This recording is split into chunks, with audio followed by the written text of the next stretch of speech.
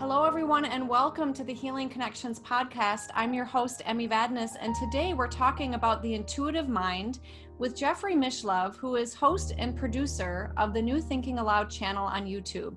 He is the author of The Roots of Consciousness, Psi Development Systems, The PK Man, and he is a recipient of the only doctoral diploma in parapsychology ever awarded by an accredited university at the University of California, Berkeley in 1980. Between 1986 and 2002, he hosted and co-produced the original Thinking Aloud public television series. He is also the past president of the nonprofit Intuition Network, an organization dedicated to creating a world in which all people are encouraged to cultivate and apply their inner intuitive abilities. Welcome, Jeff. Thanks for joining me. Hi, Emmy. Thank you for inviting me. It's a pleasure to be with you. Absolutely. Well, we've spoken before, and we both share a love, it seems, of intuition. And I just thought it'd be fun to talk with you a little bit, since you are probably the one person in the world, at least who I know of, who's interviewed probably some of the most, a variety of guests on these topics around parapsychology and intuition. And I thought it would be fun to just hear a little bit around what even led you to pursue your path in parapsychology, just to get us started? Oh, okay. Well, when I was an undergraduate student in psychology at the University of Wisconsin, your neighboring state, I began noticing in the library that they had books on parapsychology, even books on survival after death. And so even as an undergraduate taking experimental psychology courses, we'd have student projects, and I just gravitated towards it. I began doing ESP tests. And I did a senior honors thesis in Madison on the psychology of religious mysticism. When I started, to be honest, I was pretty skeptical. I figured that this is some form of psychopathology, that people think they can see ghosts and have mystical experiences. But as I began looking into the literature, I came across people like Abraham Maslow and his work on self-actualizing people, in which he claimed that the most successful people like Albert Einstein or Eleanor Roosevelt, who he studied, reported having what he called peak experiences, and that these experiences were, for all intents and purposes, very, very similar to the mystical experiences described by religious mystics. And furthermore, these people claimed, these experiences were central to their identity, to their life work, and who they were. So by the time I completed my doctoral degree, or no, well before, my bachelor's degree in psychology, I already had developed a big appreciation for the intuitive mind. And then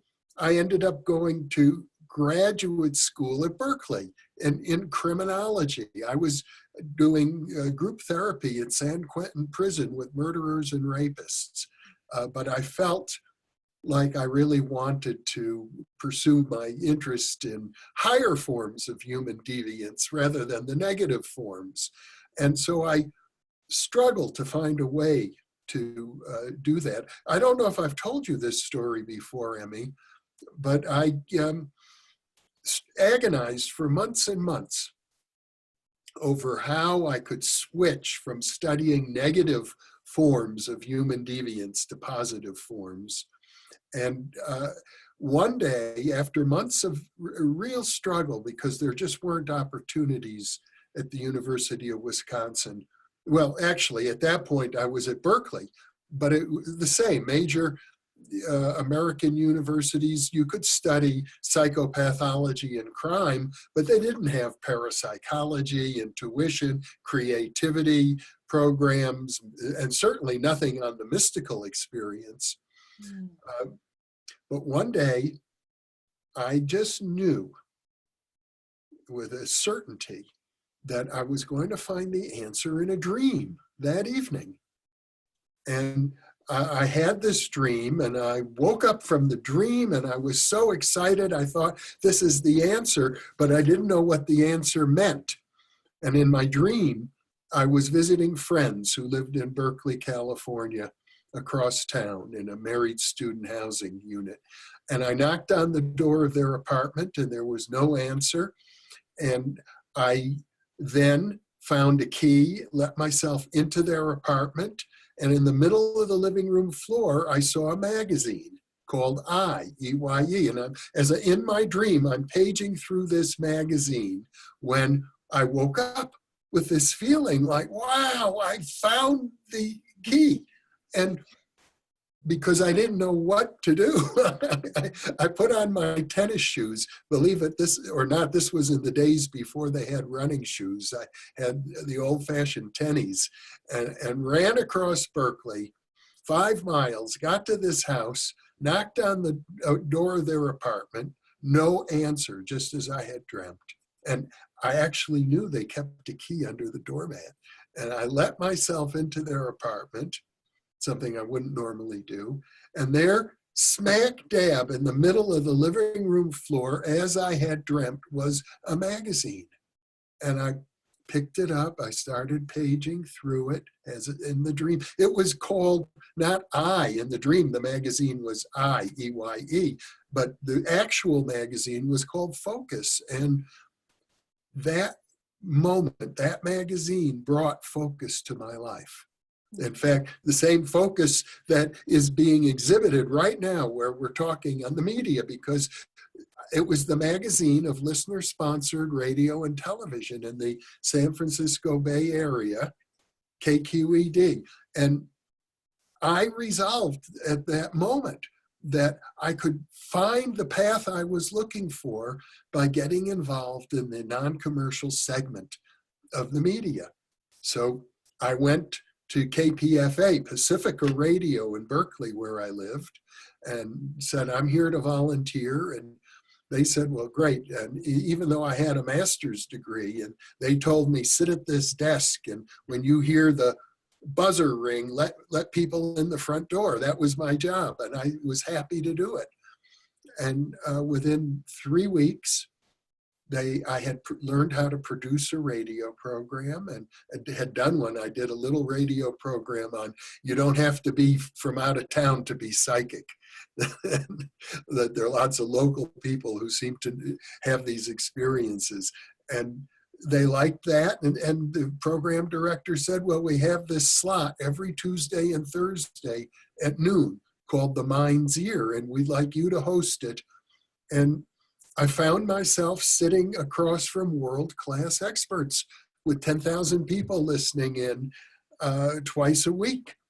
And so that really propelled me. It gave me the sense of confidence that I could then go back to the university and take advantage of a rare loophole that they had in their rules and regulations, where if you're already a graduate student in good standing, you can then create an individual interdisciplinary doctoral major, if only you can find 3 faculty members in different departments who will sponsor you. And so that's what I did. And that really was the beginning of the work I've been doing professionally now for nearly half a century. Wow, well, thank you for sharing that story. It really sounds like you were listening to your intuition. Well, it's not that hard. Everybody has little promptings. And of course, we all have dreams. Dreams are a very important source of intuition. And the way I explain it to people, Emmy, is that if you resolve to become the best version of yourself, the universe is going to reach out to help you.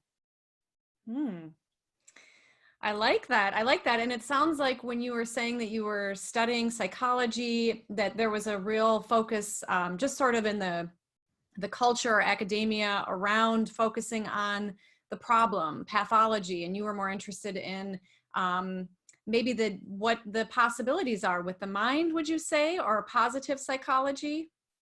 Yes, today there's a discipline of positive psychology. It didn't exist back in those days.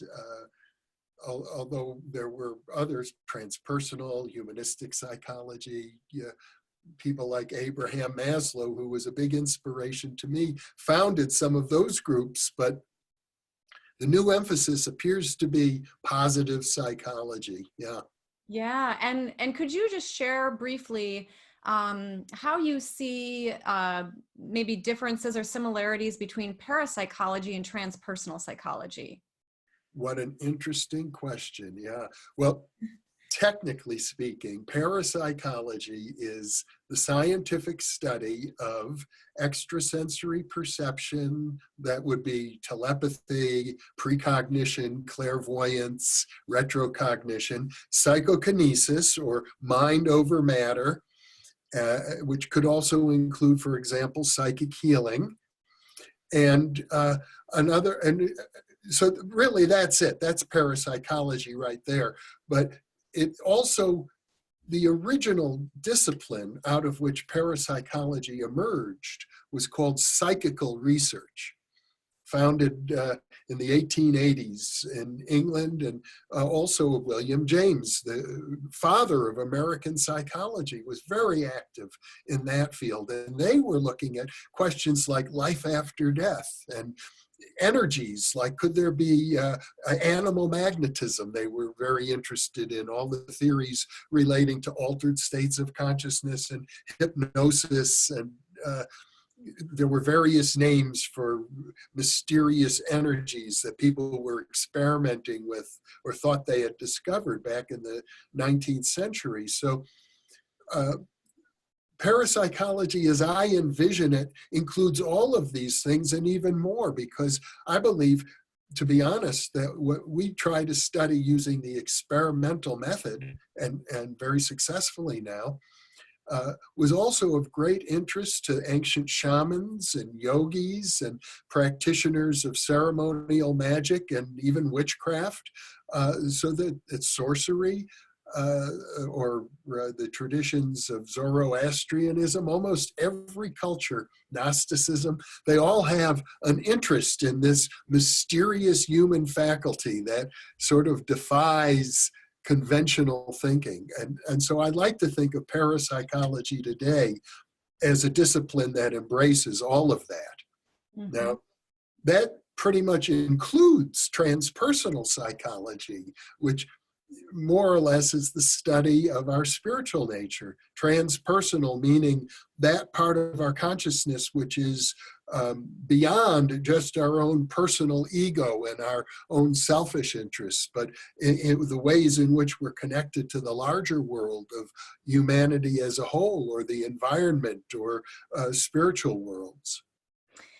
Well, thank you for describing that. I think that that is a beautiful explanation, and it really begs the question then, if parapsychology really encompasses all of this, and it really does seem to be about the possibilities, not just the possibilities, but, history is loaded with these experiences. People have these experiences every day of really what we sort of seem to be, like you said, mysterious or mystical, expansive states of consciousness. And I think it's even interesting that we consider them expansive states versus more mundane.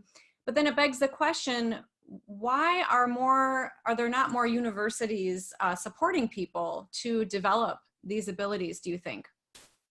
Well, I think it's fair to say that modern academia is almost entirely caught up in materialistic, postmodern metaphysics. And so these disciplines seem to suggest that reality is very different than that. It's very hard to explain psychic functioning if you're coming from a materialistic mindset. And in fact, that's many of the skeptics would say, I don't believe in any of this because from a materialistic point of view, it can't happen. Therefore, it doesn't happen. And people who think that they're having these experiences are obviously deluded. That still, I hate to call it a mainstream view, because it's not. Most people anywhere in the world do not subscribe to that view. But within the institutions of power and finance, in business and academia and science, that view still is kind of dominant, and people who defy that view risk being ridiculed. So it's kind of political, actually. Mm-hmm. And what do you think, having had so many guests who you've spoken with, some who have been ostracized themselves, sometimes not, right? Because some of this has been brought into the government and probably is currently as we speak. How what do you think would help this to become more accepted, or what do we need to do for people to recognize the benefits of all of this? I think we have to be very patient with our culture. Sometimes change occurs very quickly, and maybe we're at a time now, at a crisis with a global pandemic, where change will occur quickly. You never know, but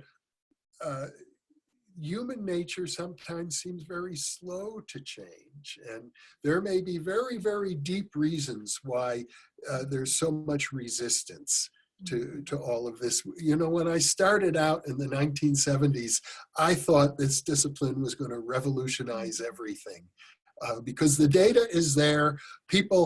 Millions of people are having these experiences all the time, more and more. But when I look back, I can see the internet revolutionized our culture since the 1970s, but parapsychology and transpersonal psychology, this idea of spiritual awareness, it has a much slower way of seeping into the culture right now. And I think there are deep reasons that I mentioned, and it has to do, I suppose, with people's fear. Mm-hmm. Mm-hmm. People ultimately have to confront their own fear. And maybe the best way to explain that is to put it in Freudian terms. Freud talked about all of our psychological defense mechanisms protect us from knowing about ourselves. We don't want to know about ourselves because we think of ourselves as civilized beings, citizens of the universe and of a large nation, of a global culture. But at the same time, we're animals. We are primates. And we have animal instincts. We have aggressive instincts. We have sexual urges that are considered, to put it mildly, impolite in our culture, and often simply forbidden by our civilization. So there's a conflict between our animal nature and our ideals of a civilization. And so, according to Freud, we repress parts of ourselves that are inconsistent with what we believe we ought to be. So we don't even want to know about ourselves. We hide ourselves from ourselves. And until we're willing to take a good, close look at ourselves, I don't think that psychic functioning is going to be welcomed by society at large, because if you don't want to see into yourself, you don't want other people to be able to look into you either. Mm-hmm. So there's this big cultural denial. And I mean, think about how strong it is. It's only a few hundred years ago since witches were burned at the stake here in North America. Yeah, that really is amazing. I really appreciate what you say about the fear piece. Years ago when I started meditating, and I think a lot of people go into meditation to transcend the parts of us that we feel are uncomfortable, the anxieties, the grievances, feeling separate, all these kinds of experiences. And I agree. I think that we can repress a lot of what we might deem unacceptable. But as I've gone on over the years now, I also still am developing clearly myself. But now I also teach meditation. And what I've recognized in myself and others is that I think a fair amount of people are also repressing their light and also repressing what we might, love. I'll just say love. And I see that that's a real opportunity, I think, for people to, I think people have fear around that. And it's interesting, people talk about the ego. of not wanting to let go, but I'm curious what thoughts you have around that. Well, my sense is that in order to really let the light shine, you have to also face the darkness. Yeah. And they kind of go together because our consciousness is all embracing. I tend to think of it this way, that we are one with the universe. Ultimately, that's what all the mystics say. We're one with everything. Well, that means everything good and everything bad. And when we can accept that, then we can make choices for ourselves that are positive. We can really acknowledge the powerful beings that we are, but we can also be powerfully ethical at the same time. And the way to do that is by recognizing the darkness within. Mm-hmm. The real danger to me is people who project their shadow in the world outside, and they say, this group of people or that group of people, they're the evil ones, and I'm going to stand up against them. To me, the appropriate place to look for evil is within oneself, because I believe that we all have these impulses from time to time. There are moments when I have to acknowledge I've wished that somebody were dead, and it's a good thing I didn't have extraordinary psychokinetic functioning at those moments. But we can be provoked to have negative thoughts and negative experiences, and ultimately, in my life, I've learned over years of practice, if I have a negative thought that comes up, I say to myself, cancel that thought. Mm-hmm. I don't have to own it. Mm-hmm. Mm-hmm. Good. Well, if we could just take a moment and maybe sort of define what you feel intuition is. Since you've talked with so many people, this is I would imagine, a big fulcrum around your life purpose. It's really valuable, and thank you. I just want to take a moment too to say thank you for all that you've shared over the years, talking with so many people, because this is an area obviously of strong interest of mine, but it wasn't available to study when I was in school. And it's something that I'm really recognizing in my life, that as I go on, it's continues to call me to the point that I'm even writing a book about it. So if you could share, again, you've said over almost a half a century here, of what your thoughts are and what intuition is. Well, the simplest way to think of it is that it is inner knowing. It is knowledge that comes from within, as opposed from logic, as opposed from the senses. But inner knowing is vast. For example, one way to think of intuition, probably the most conventional way, is that as you grow in your profession, you accumulate a lot of experience. And so intuition is like the professional knowledge that you gain over time from experience, so that a doctor who has diagnosed thousands and thousands of cases of different diseases just knows instinctively. That's one form of intuition. Another form of intuition, which is obviously of interest to me as a parapsychologist, is knowing that can't even be explained by your experience. It's knowing that you are able to acquire from some other source, from what we could think of as a supernormal or a paranormal source of information. It could be telepathy, it could be clairvoyance, or it could even be that you have a spiritual voice, let's say an angel that talks to you, or a spirit guide that's giving you information. But there are many, many other ways to think about intuition. Like even knowing what to say. How is it that I have a thought, and then that thought becomes words that come out of my mouth, and I can speak very fast so you don't even hear the space between the words, but you know what I'm saying.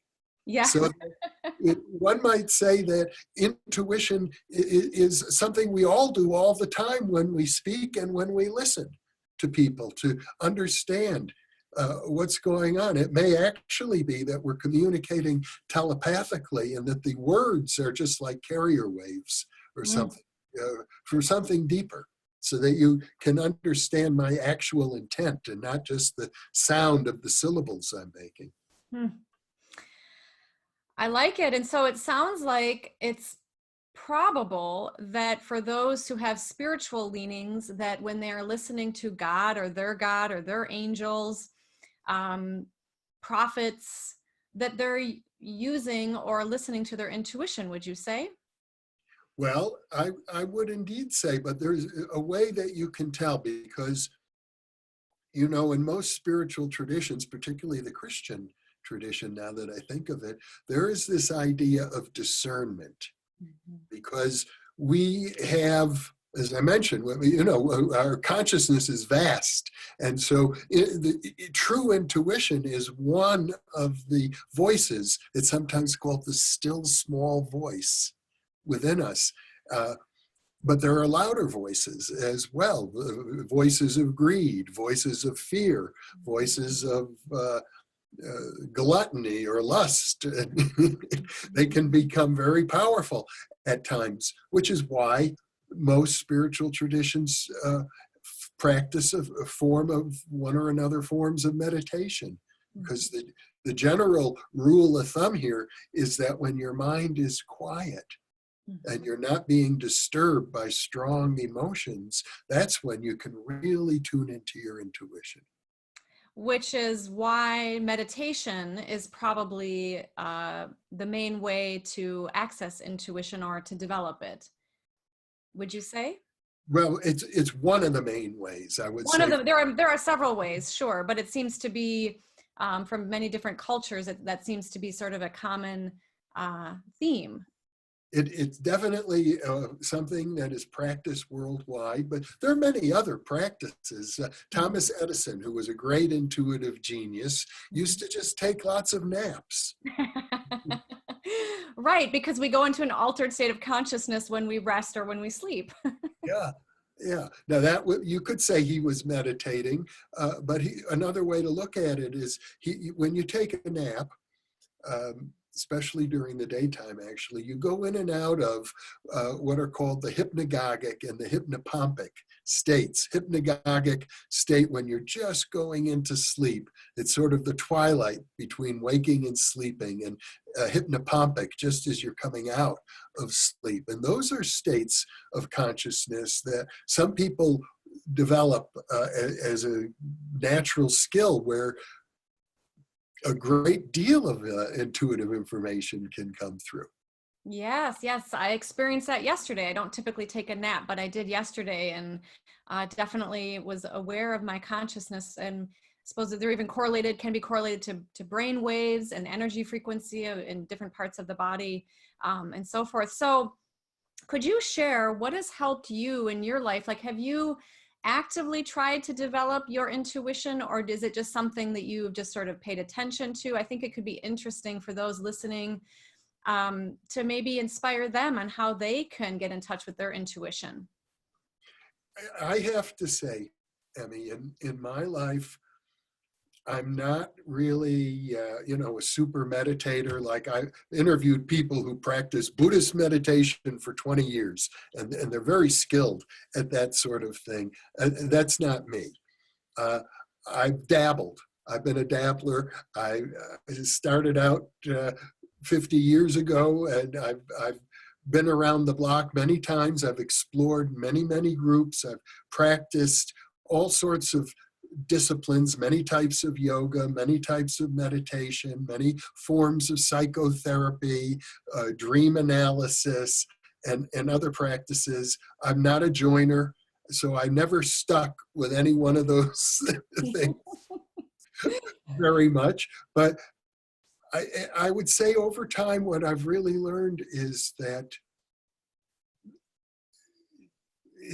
there's a paradox, and that is try not to try in Yes. a way.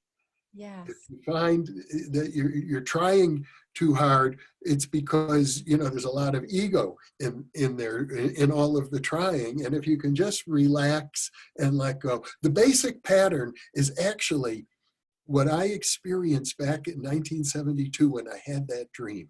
I had a goal.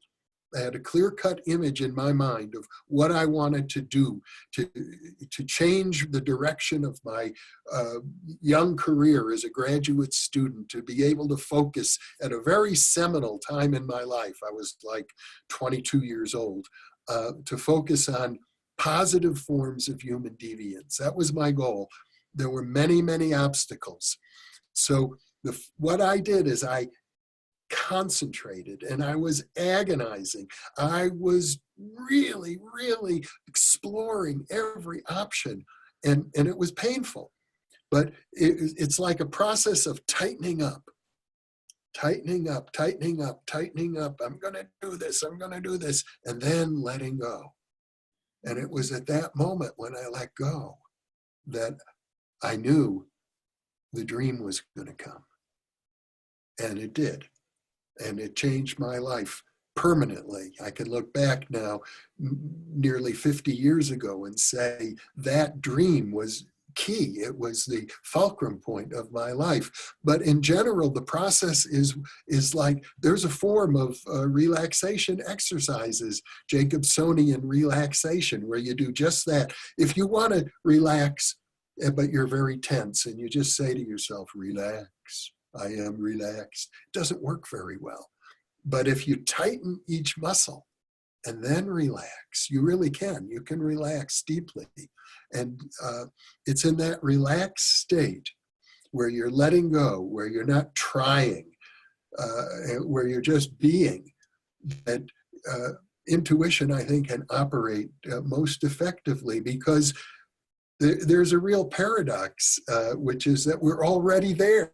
We don't know it. Yes. Yes. Thank you so much for that. I love that explanation of letting go. When I bought my house, there was some drywall in the basement, and I recognized that I was trying in my life. And then that is a paradox, right? It's the yin and the yang of action, but taking the foot off the accelerator and with all of that. But I wrote on the wall, trying creates impossibilities, letting go creates what is desired. And it's by the shaman Stalking Wolf.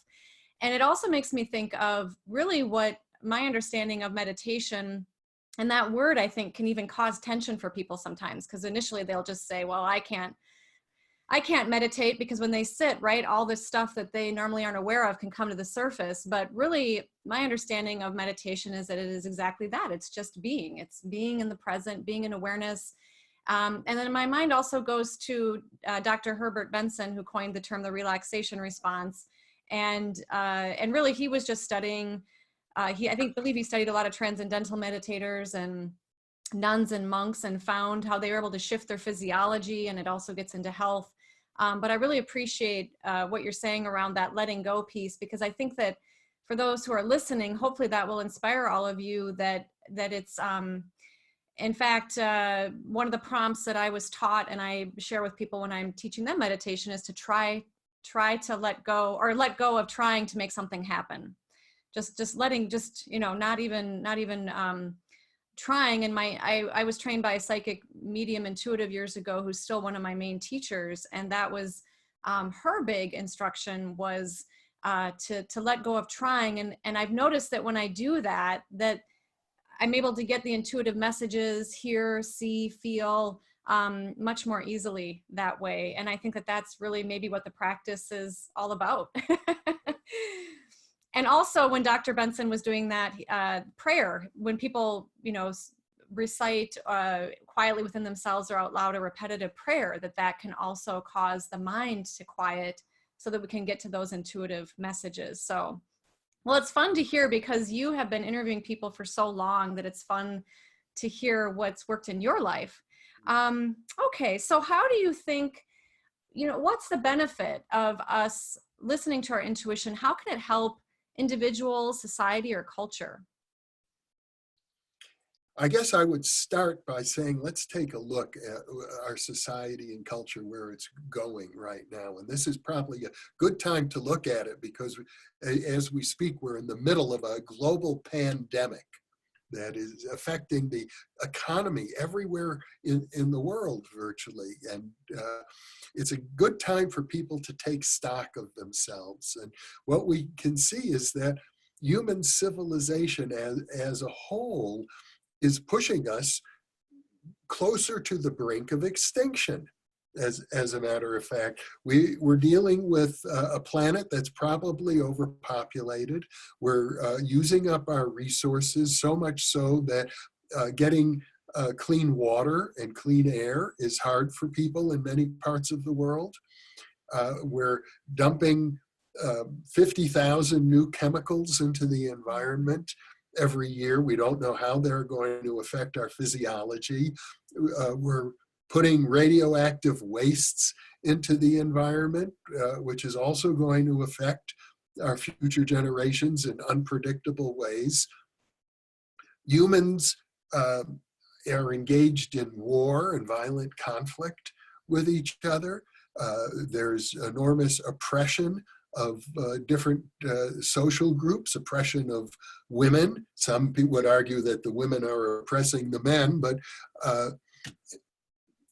there are other, there's the haves and the have-nots. There's an enormous uneven distribution of wealth on the planet.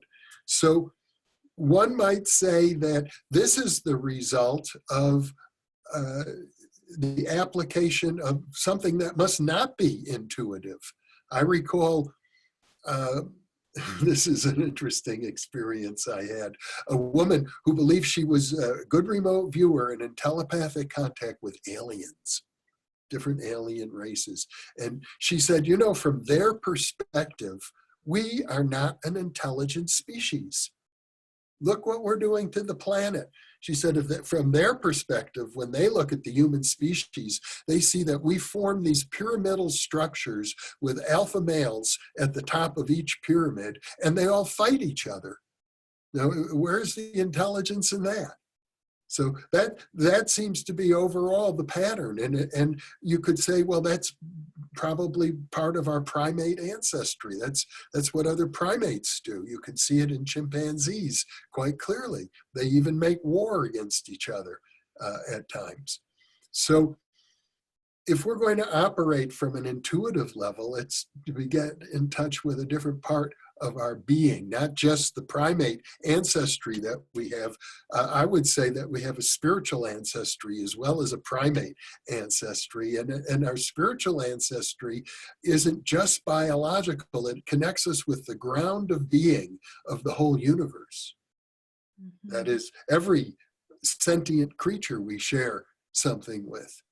And we need to function in a way that's in harmony with all of that.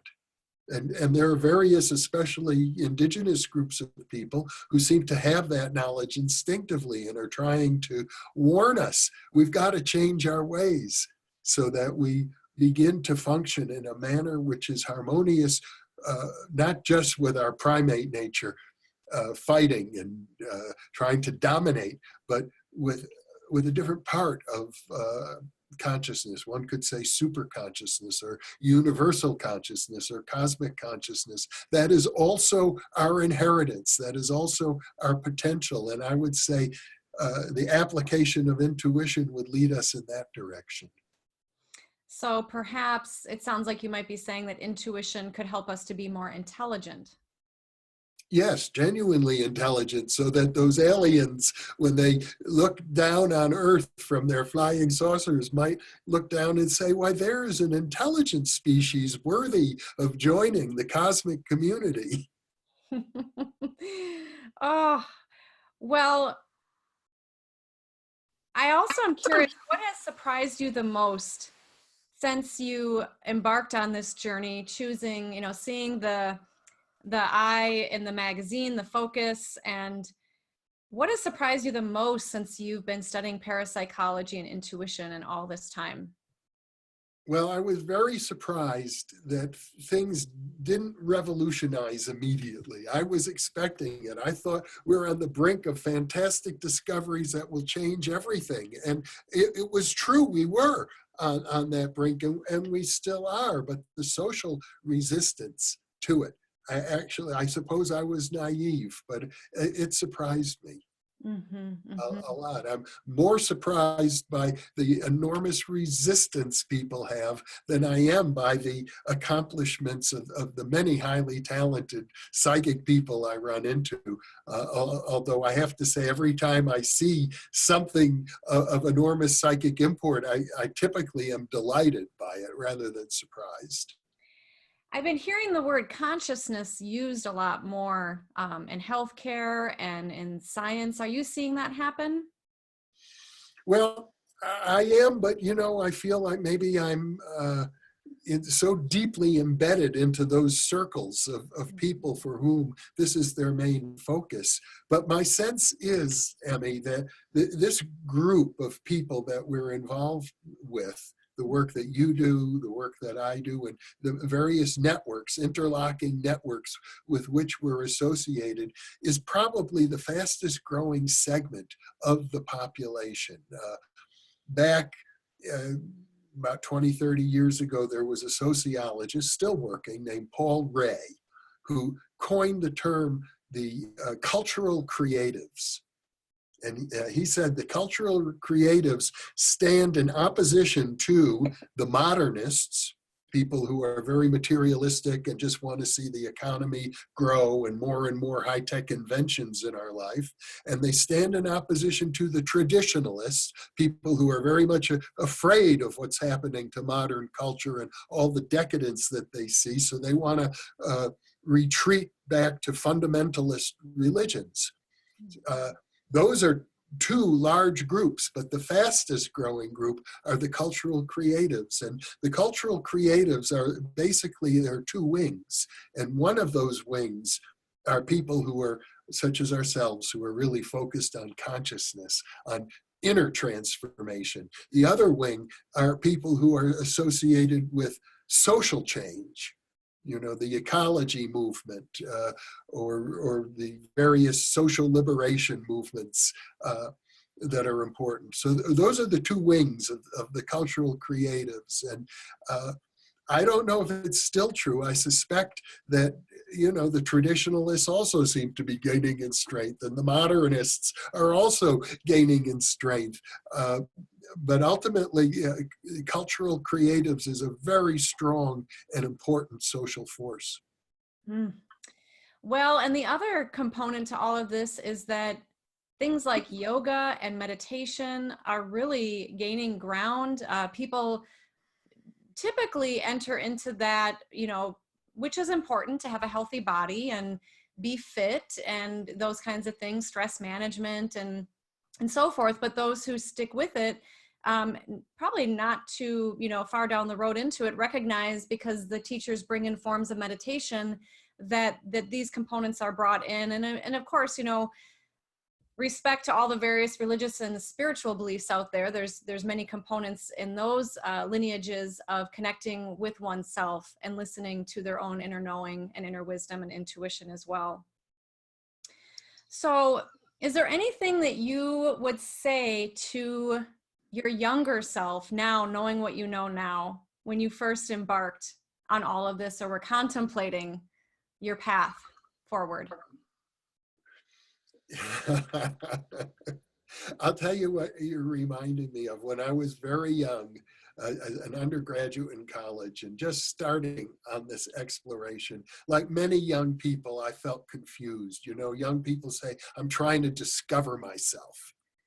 And back in that day, I had a tape recorder, and I would make journals to myself. I keep sort of a diary using the tape recorder.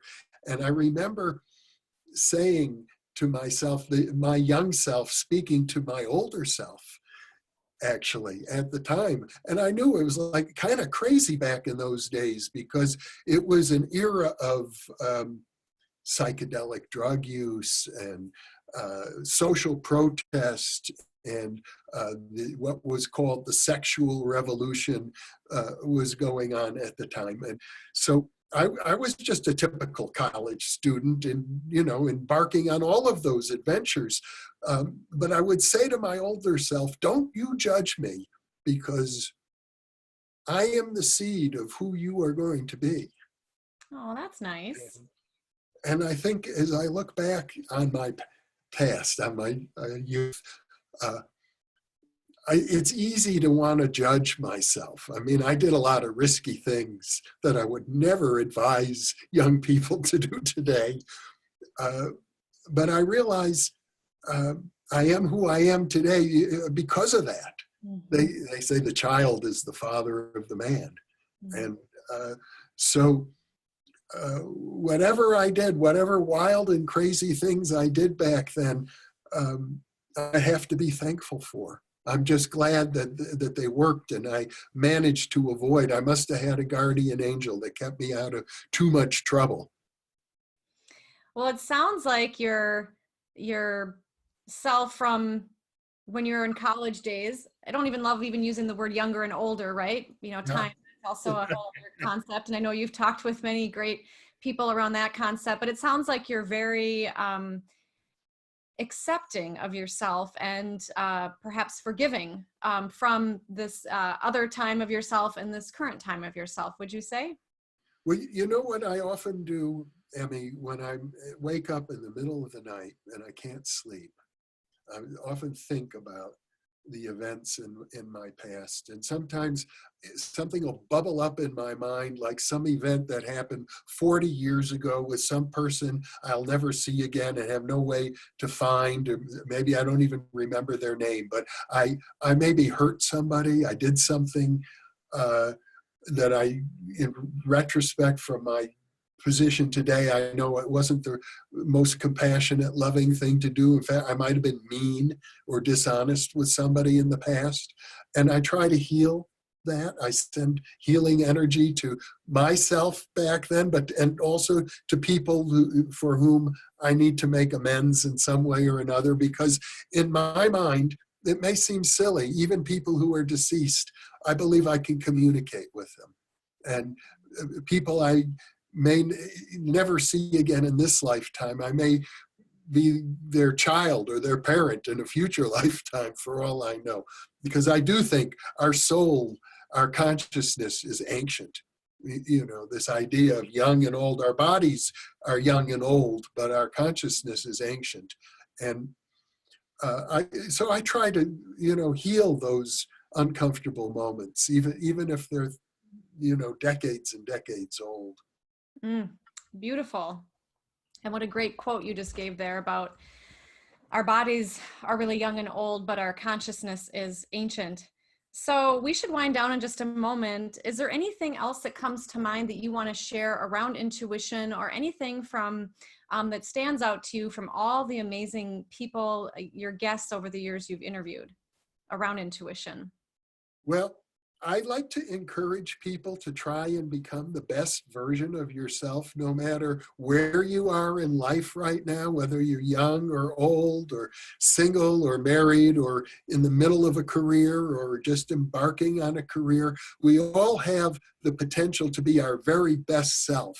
And my own experience is that that's what the universe wants of us. That uh, we don't have to default into some lower mode than that, although it's often easy. I mean, I'm just as susceptible to laziness as the next person. But if we just hold that as an objective, I'm going to become the best version of myself, whatever that might mean, because it's different for each of us. I actually believe that there are invisible forces in the universe that are going to support you. And it will happen through dreams, through synchronicities, through people you meet. So I just like to encourage everybody, be your best self.